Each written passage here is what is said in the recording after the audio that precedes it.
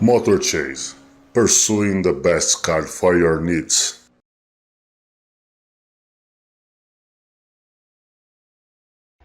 Welcome to MotorChase. In this week's review, we will speak mostly about the Detroit Auto Show, which is also known as the North American International Auto Show. It has presented lots of new cars such as the new generation Mercedes-Benz E-Class, the Honda Ridgeline, and many others, but we have already spoken about them, also about the Lincoln Continental. But we would like to focus on the surprises, which we've considered to be more important and more interesting for this review. Well, one of the main surprises, one of the best cars that were presented at the auto show was the Buick E-Vista. This car has been created over the Alpha platform, the one that has been used by the 6th generation Chevrolet Camaro, and also the Cadillac ATS. It's regarded as one of the best platforms GM has ever created. It's a front engine rear-wheel drive platform, and this would be the chance for Buick to have the same platform, to use it, and to also gain all the praises that the other cars are receiving. This is a very good looking car. There is a good chance that it goes to production, and if it goes to production, we hope that it gets a reasonable price in order to be a huge success. We would like also to point out that Chrysler has presented an important product there. It's the Chrysler Pacifica. It has nothing to do with the previous car that was known by this name. It is a minivan for 8 people, and that can attain 80 miles per gallon of fuel economy. In European terms, it would be considered very fuel saving car because it can reach 3 liters per 100 kilometers. Apart from these two major introductions, we have also seen the newest project of Henrik Fisker. It's the car called VLF Force One. The Force One is in fact a Dodge Viper with a new carbon fiber body, and it's interesting. Some people didn't like it. I did. I think it's interesting. It's a nice car, and it has the price of a Lamborghini, as some have pointed out. It's very expensive, but it's also very exclusive. Only 50 will be built in this first run of production, and maybe if there is demand for more, they will surely get more of these cars done. And FCA has not restricted its good news to Pacifica.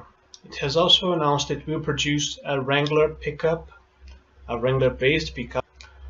It will be built in Toledo as well as the Wrangler, the new generation of the Wrangler. And we also have nice news about the Jeep Patriot and Compass successor. It will be named Compass. It's already known as the 551 project. It's been developed under this code, and now Mike Manley, the Jeep CEO, has confirmed it would use one of these two names, or Patriot or Compass. And Compass is a much more international name, something that Jeep desperately wants. It wants to become an international brand. So the new car would be named Compass, as we really believe so. Besides the Detroit Auto Show, we had also an anticipation of the Geneva Motor Show. And there are two very good news for this auto show, which will be one of the most important of the year, because you have the presentation of the successor of the Bugatti Veyron, which will be the Chiron. You have many news coming from Geneva. And one of the nicest ones that we had this last week was that Opel has confirmed it will make a GT concept. But not only the GT concept, the car will really be mass produced, probably in 2018. And the Opel CEO has recorded a video saying that we should look at the brand with fresh eyes. And when he says that, there is a sort of a zoom inside his eye, and you see the logo of the new car, the GT. And this GT is so similar to headlights that we believe Opel will do something like this. It will make a stylized GT on the headlights of the vehicle. It must look very nice, we believe. And Opel has a record of beautiful cars, so this one should keep the tradition.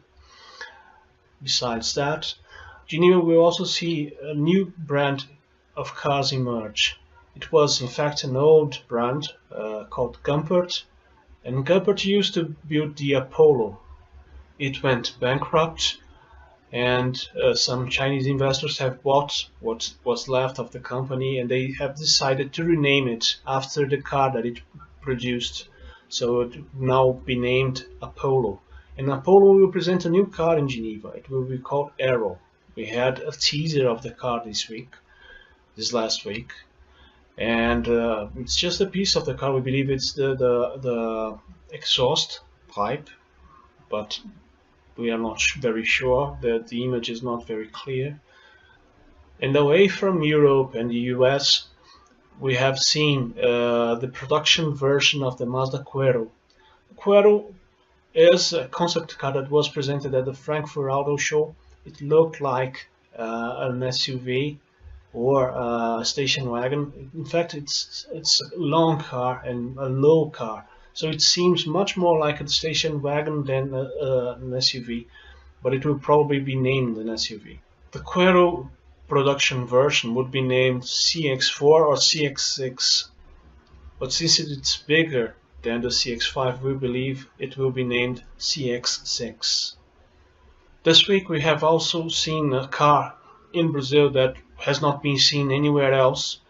The Fiat Tipo SW, the station wagon version of the Fiat Tipo, has been photographed here in Brazil. The pictures were taken by a website called Autosegredos, and they are exclusive, and it's very interesting to see that the car is being tested here in Brazil instead of being tested in Europe or in Turkey, where it's going to be produced and sold. Sources have already denied the car will be sold in Brazil in any of its versions. This last week, MotorChase has also produced a very important article about the safest cars in the world. We have gathered the top safety picks plus from IIHS, and also the cars that were named by Euro NCAP as best in class. If you are considering to buy a new car, you should really have a look at this list, because car traffic accidents are a major cause of deaths in the world. We have lost last year 1,250,000 people due to car accidents. One way to avoid them is to drive safely, of course, but also if you buy cars that are safer than the others, you are protecting you and your family. It's a good piece of advice. And last, the news that no one wanted to print, but it was unfortunately true. David Bowie has left us. We have lost Major Tom, and MotorChase does not cover music or anything alike, but we had to pay our homages to this man and to say thank you in our own way to his work and to all he's done to music. We enjoy it very much. So this is it. Thank you so much for your audience. We hope you keep with us for the next week reviews that we are going to produce, and hope to see you again very soon. Bye bye.